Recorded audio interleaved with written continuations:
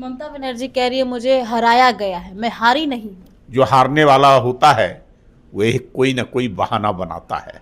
जनता मुक्ति चाह रही थी ममता बनर्जी से, इसलिए वो बहाना कुछ भी बनाए, जनता ने उनको नकार दिया, जनता ने फेंक दिया बंगाल की खाड़ी में, जो ऐसे तृणमूल को ले जाकर करके डुबो दिया। अगर ईवीएम करना होता तो तमिलनाडु में भारतीय जनता पार्टी नहीं आ जाती, केरल में भारतीय जनता पार्टी नहीं आ जाती, और जो उनके सरकार, उनके पास जो सीटें आई है लगभग जो है से 80 सीटें, अब भाई 80 सीटें आई है, तो अगर ईवीएम में छेड़छाड़ और जबरदस्ती ईवीएम को अपने पक्ष में करना होता तो उनको जीरो पर आउट कर देते। नमस्कार, द एक्टिविस्ट देख रहे हैं, मैं हूं आपके साथ प्रिया मेहता। आपको बता दूं कि बिहार के बाद बंगाल में भी मुख्यमंत्री पद पे सीएम ने शपथ ग्रहण कर लिया है। ममता बनर्जी ने जिस तरीके से कहा था कि इस्तीफा नहीं देंगे और उन्होंने नहीं दिया। हमारे साथ सीधे बातचीत करने के लिए बीजेपी से प्रवक्ता प्रेम रंजन पटेल से सीधे बातचीत करेंगे। सर, बिहार के बाद शपथ ग्रहण बंगाल में भी हो चुका है। निश्चित तौर पे बिहार के बाद अब बंगाल में भी जो है से शपथ ग्रहण हो गया। जो बंगाल में चुनाव था उस चुनाव में अपार बहुमत, कह सकते हैं कि पूरी सफलता, 207 सीटें भारतीय जनता पार्टी को प्राप्त हुई है, जिसकी कल्पना लोग नहीं कर रहे थे। हम लोग तो बोल रहे थे, लेकिन न मीडिया इतना संख्या बता रहा था।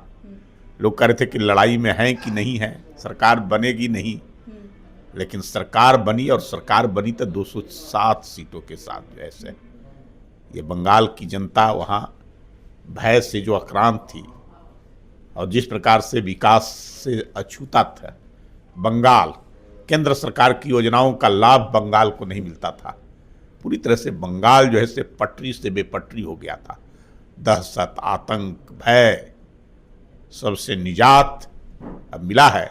जनता उब चुकी थी, जनता तड़फड़ा रही थी मुक्ति के लिए, और उसने जो है भारतीय जनता पार्टी के पक्ष में अपना मत दिया, और जिसका परिणाम सामने आया। ममता बनर्जी कह रही है मुझे हराया गया है, मैं हारी नहीं हूं। जो हारने वाला होता है वह कोई ना कोई बहाना बनाता है। ममता बनर्जी जिस प्रकार से वहाँ जबरदस्ती सत्ता पर काबिज थी, लोगों को डरा कर, धमका कर करके, आक्रांत कर करके, मार पीट करना, लोगों को जो है से जबरदस्ती जो है से, क्या स्थिति था वहाँ, किसी का जीवन सुरक्षित नहीं था। कोई जो है से विरोध करे, कोई खिलाफ बोले। अरे लोकतंत्र है, लोकतंत्र में सब कुछ जायज होता है।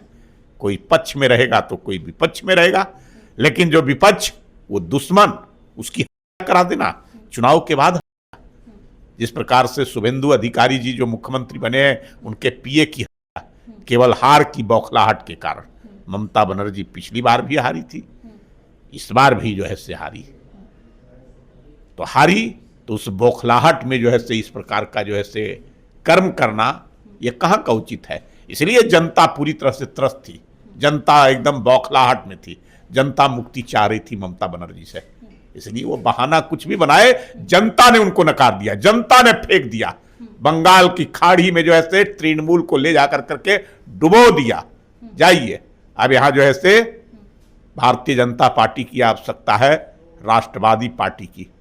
ये बंगाल अब भारत से अलग नहीं हो सकता है। एक बार तो बंगाल का विभाजन हो चुका है, आजादी के बाद आधा बंगाल चला गया पाकिस्तान में, जो बाद में बांग्लादेश बना, और आधा बचा बंगाल था। ममता बनर्जी उसको भी जो है बांग्लादेश के साथ शामिल करने की पूरी प्रयत्न में थी। जिस प्रकार का वहां माहौल था, जिस प्रकार से वो काम कर रही थी, वो लग रहा था कि देश से बाहर बांग्लादेश, वहां न कोई कानून, जैसे कश्मीर में जिस प्रकार से था, और उस कश्मीर के लिए भी श्यामा प्रसाद मुखर्जी उसी बंगाल के थे जिन्होंने आंदोलन किया था, जिन्होंने अपने जीवन की आहुति दी थी, जिन्होंने बलिदान दिया था। जहां जो दो दो झंडे होते थे, देश का झंडा अलग, वहां का झंडा अलग, वहां का संविधान अलग और देश का संविधान अलग, वहां का जो ऐसे प्रधान जो होता था प्रधानमंत्री कहा जाता था, और यहाँ एक देश में दो संविधान, दो प्रधान, दो विधान चलता था। बांग्लादेश, पश्चिम बंगाल का स्थिति भी आज वही स्थिति हो गई थी। यहाँ के कानून को नहीं मानना, केंद्र सरकार की योजनाओं को वहां फलीभूत नहीं करना, उसको जमीन पर नहीं उतारना, कोई चीजों को जो है से वो नहीं मानती थी ममता बनर्जी। वो चाहती थी कि जो है से बंगाल को, पश्चिम बंगाल को बांग्लादेश के साथ जो है से हम मिला दें।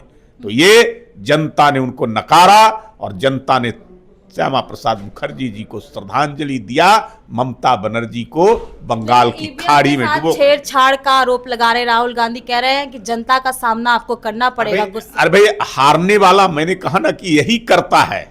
जनता का विश्वास जीतिए। जहां उनकी सरकार बन गई, अगर ईवीएम करना होता तो तमिलनाडु में भारतीय जनता पार्टी नहीं आ जाती, केरल में भारतीय जनता पार्टी नहीं आ जाती। और जो उनके सरकार, उनके पास जो सीटें आई है, लगभग जो है से 80 सीटें, अब भाई 80 सीटें आई है। तो अगर ईवीएम में छेड़छाड़ और जबरदस्ती ईवीएम को अपने पक्ष में करना होता तो उनको 0 पर आउट कर देते।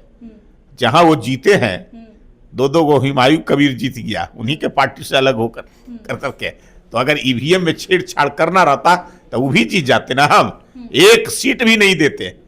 जनता जिसके साथ खड़ी होगी उसके पक्ष में रिजल्ट आएगा।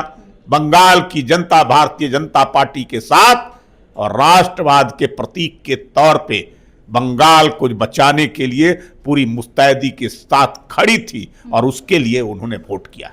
मंत्रिमंडल का विस्तार हो गया, मंत्रियों ने शपथ ग्रहण कर लिया। अब बिहार में किस तरीके से काम होगी, क्योंकि अब बिहार के स्टूडेंट पे, छात्रों पर लाठियां चार्ज हो रही है, कई सवाल खड़े हो रहे हैं। सरकार बहुत बेहतर तरीके से चल रही है। मंत्रिमंडल का विस्तार, सभी प्रकार के जो है से उसमें समीकरणों को ख्याल रखना, क्षेत्रीय संतुलन को ध्यान में रख करके बनाया गया है। और सब मंत्री काबिल मंत्री, काम करने वाले मंत्री, कर्मठ मंत्री, योग्य मंत्री ऐसा जो है से बनाए हैं। और खुद मुख्यमंत्री ही जो है से तेज तर्रार, युवा, कर्मठ, काम करने वाले, पूरी मुस्तैदी के साथ एक एक चीजों को ध्यान में रख कर करके और उस काम को कर रहे हैं। आगे जो है से बिहार पहले भी काम होता रहा है, विकास होता रहा है। पहले डबल इंजन की सरकार से विकास होता था, अब ट्रिपल इंजन की सरकार से बिहार में विकास होगा। चलिए, तो प्रेम रंजन पटेल थे, बीजेपी से थे, उन्होंने साफ तौर पे कह दिया बंगाल चुनाव को लेके जिस तरीके से शपथ ग्रहण हुआ, तमाम बातें कह रहे थे।